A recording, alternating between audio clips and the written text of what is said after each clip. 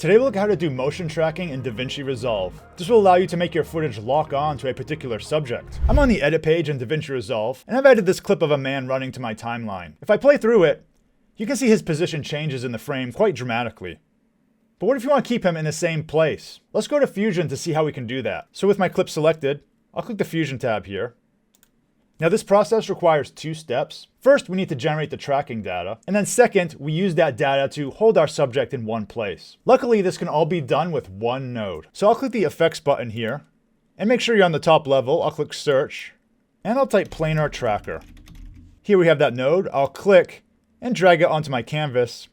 And I'll let go on this line here. So now it's between these two nodes. I'll close the Effects tab. Now if you remember with Fusion, we have our media in, which is our video clip. It's going to be processed through the planar tracker, which right now is doing nothing. And then the media out is what the final result will be. So let's do the first step of creating the tracking data. So I'm going to select my planar tracker here.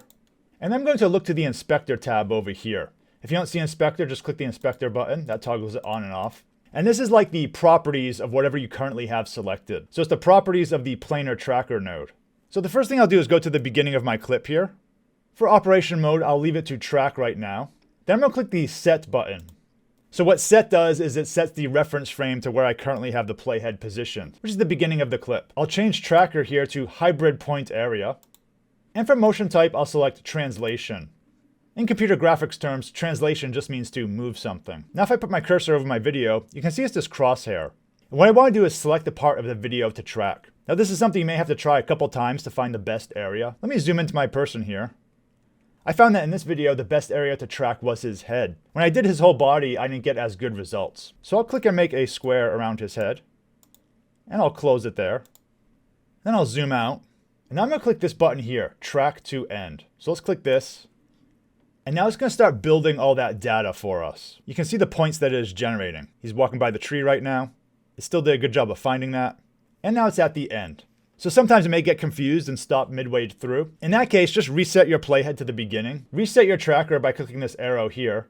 And then go through the steps I told you earlier again. This time choosing a different part of your subject to track. But it seems like in this case, it did a pretty good job. So we have our data. Now we want to use it to hold our subject in place. So once again, with the planar tracker still selected, I'm going to change operation mode to stabilize. Let's go back to the edit page and play the video. Let's go to the beginning and I'll play the video. You can see our runner is staying in one place in the frame. Now, of course, the problem is that we have these black bars here. That's because we're running out of content on the edge of our video. The video is being moved around to keep our runner centered, but there's not enough stuff on the left and top. To fix this, we can resize our clip. So I'll select some point in the middle here. I'll click the transform button here, and I can resize it to get rid of the black bars.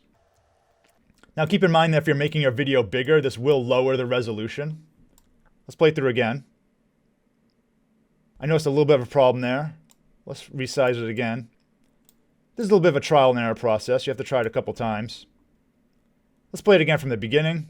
Seems to be good. No black bars so far. Everything seems to be working. And we got our whole clip without black bars. So you likely will have to recenter your video. I chose this extreme example here just to show you the worst case scenario. If your subject isn't moving around the frame too much, the amount of resizing you need to do should be minimal. Is there any topic you'd like to see a Davinci Resolve video on? Let me know down in the comments below. Thanks for watching and see you in the next video.